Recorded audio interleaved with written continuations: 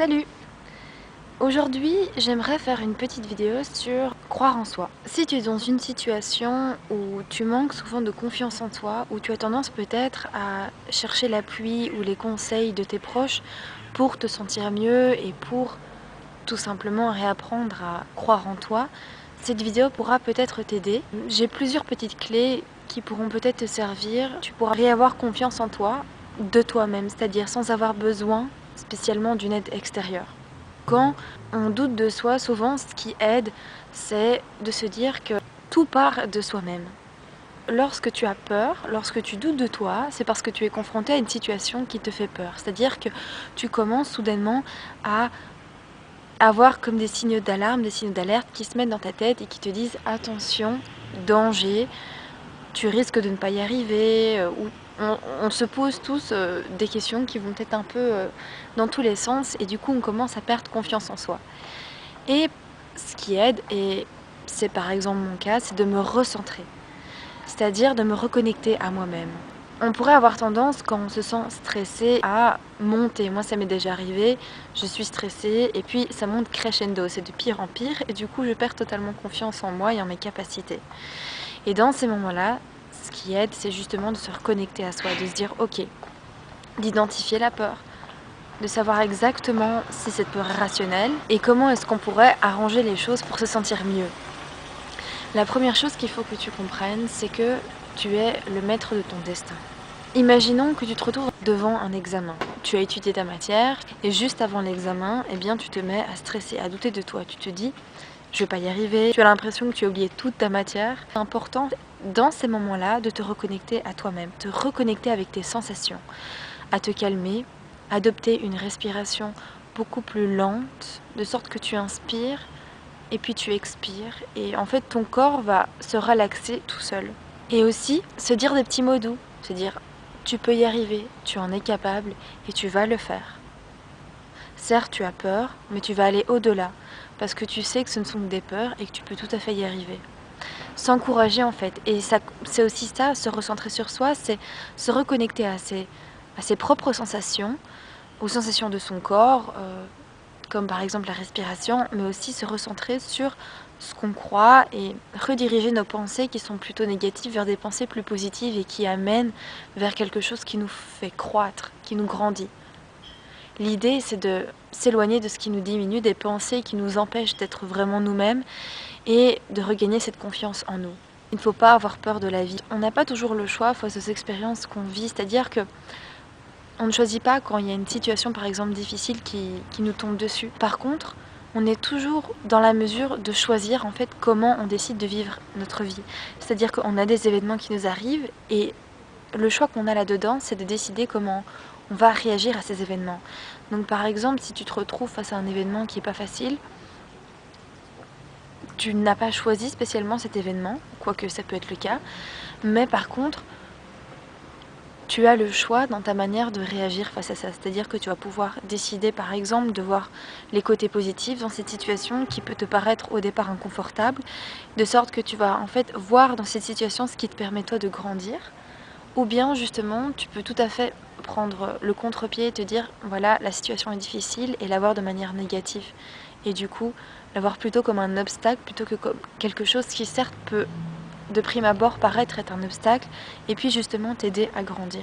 Moi, en tout cas, c'est quelque chose que j'ai compris dans ma vie et qui fait sens pour moi parce que on a tous notre propre vérité, on n'a pas les mêmes points de vue sur la vie et c'est ça qui est formidable d'ailleurs parce que si on voyait tous la vie de la même manière, ça serait vachement embêtant et dénué de couleurs.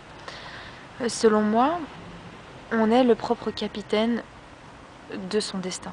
C'est nous qui choisissons comment nous vivons notre vie. Comme je te l'ai dit avec l'exemple de l'événement qui peut être imposé par des événements extérieurs, puisque la vie, c'est un petit peu comme un puzzle. On est un ensemble d'êtres humains sur Terre et chacun pose des actes et toutes les pièces bougent. À chaque fois que quelqu'un pose un acte, c'est une autre pièce qui bouge, de sorte que on peut se retrouver confronté à des événements que l'on n'a pas forcément choisis, même si notre état d'esprit, quand on décide de vivre quelque chose, change beaucoup.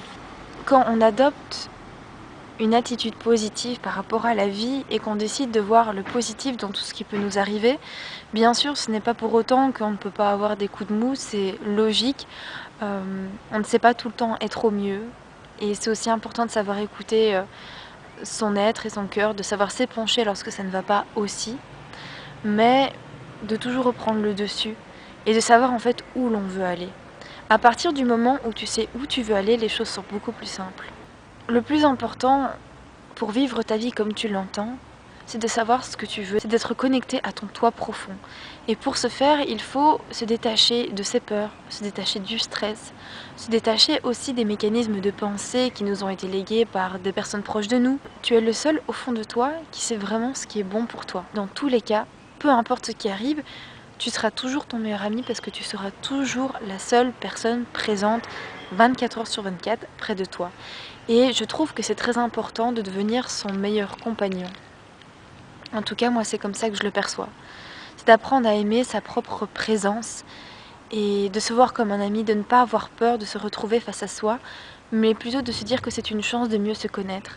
C'est en te fouillant constamment, en cherchant dans le monde extérieur des réponses à tes questions, que tu risques justement de te perdre. La vie est très simple, et comme l'a dit la naturopathe Irène Grosjean, la vie est simple, mais la simplicité est un luxe. Et souvent, on cherche à faire plus compliqué, alors qu'au fond, on le remarque par exemple quand on est en vacances, sur une plage avec du soleil, de l'eau, ou simplement les pieds dans le sable, on se dit « Ah, bah ça c'est le bonheur, on est bien et il suffit de peu de choses en fait. » Et tout part d'ici, bien sûr du cœur aussi, mais on n'a pas besoin de beaucoup de choses. Et à partir du moment où on se rend compte que toutes les clés sont en nous, eh bien, tout est beaucoup plus simple. Je ne veux pas dire par là que c'est facile. C'est pas facile, mais ça en vaut la peine. Chercher des réponses à l'intérieur de soi, ça demande un travail sur soi, ça demande d'apprendre à se connaître. Et c'est quelque chose qui met très longtemps. D'ailleurs, j'ai même des doutes sur est-ce qu'on peut dire à un moment qu'on se connaît vraiment. J'avais lu un petit texte que je trouvais vraiment fabuleux qui disait « Ça ne m'intéresse pas tellement de savoir qui je suis. Ce qui m'intéresse plutôt, c'est de savoir qui je veux être demain. » Je perçois un peu les choses comme cela maintenant aussi. On passe parfois beaucoup de temps à se demander la personne qu'on est, mais on fait partie d'un tout de la vie. La vie est constamment en train de changer. La vie est un flux perpétuel. C'est des cycles et c'est infini. C'est comme les saisons. On a un temps duré sur cette vie et tout revient. Et c'est important de s'en rendre compte. Il faut avoir confiance. Tout part de soi-même, tout part de toi. Et toutes les réponses sont en toi. Et à partir du moment où tu te fais confiance, où tu es connecté à ton toi profond, c'est-à-dire à ce que tu veux vraiment, eh bien, tu vis ta vie pour toi. Et selon moi, c'est le but de la vie, c'est de la vivre à fond. La vie est une grande expérience. Quand je dis d'avoir confiance en soi, ça ne veut pas dire d'avoir une confiance où l'ego prend le dessus, c'est-à-dire où l'on se sent supérieur aux autres. J'ai souvent des petites phrases comme ça que je lis de droite à gauche et qui me marquent. Et une d'elles, c'était que on ne doit pas se comparer aux autres, on ne doit toujours que se comparer à soi-même. Et je trouve ça vrai parce que ce n'est pas tellement important comment sont les autres. En fait, on est tous différents et c'est souvent quand on manque de confiance en soi qu'on a besoin de se comparer aux autres, de voir en quoi on peut être mieux que quelqu'un d'autre ou en quoi on peut être moins bien. Mais c'est pas tellement important en fait parce qu'on est tous tellement différents, on est tous fabuleux, on a tous nos points forts et nos points faibles. Et l'idée, ce n'est pas d'aller chercher à mettre un coup dans les faiblesses de l'autre pour le rabaisser ou essayer de se sentir supérieur en laissant parler l'ego et en se disant waouh, je suis vraiment mieux que cette personne. La confiance en soi, c'est pas ça. Selon moi, la confiance en soi, c'est quand on s'accepte de manière inconditionnelle, on s'aime tellement au point que on a confiance en soi. On se met à ne plus avoir de rapport de supériorité ou des rapports de force avec les autres. Vu qu'on s'accepte comme on est et qu'on se connaît, on n'a pas besoin d'essayer de surpasser l'autre ou d'essayer de l'écraser ou de se sentir supérieur. À partir du moment où tu es bien en fait dans tes chaussures, t'as pas besoin de faire ça. L'idée d'avoir confiance en soi, c'est de justement être centré sur ce qu'on est vraiment. Ce n'est pas une démarche égoïste, ce n'est qu'à partir du moment où tu t'aimes toi-même que tu peux être capable d'aimer les autres pour ce qu'ils sont. Et quelque part, c'est vrai, comme Gandhi dit, soyez le changement que vous voulez voir autour de vous. Avant de vouloir changer les autres, il faut d'abord apprendre à se changer soi-même, à incarner le changement que l'on veut voir. J'ai encore tellement de choses à apprendre et c'est magnifique. Jamais de ma vie je n'arrêterai d'apprendre et de grandir. Mais J'ai appris quelques petites choses sur la vie et ça me plaît de me dire que je peux les partager avec toi. Retiens bien que tu es fabuleux comme tu es et confiance en ce que tu es. On est tous uniques et on n'est pas les ennemis les uns des autres. Apprends à te connaître toi-même et n'aie pas peur de la vie parce que la vie est magnifique. Et c'est à partir justement du moment où tu pourras vraiment t'aimer toi-même, et c'est un chemin qui demande du temps, que tu pourras mieux aimer les autres et apprécier la vie pour ce qu'elle est. Parce que je ne sais pas encore ce qu'il y a après la vie, on verra bien. Pour l'instant je vis ma vie, mais profite de cette vie qui t'est offerte.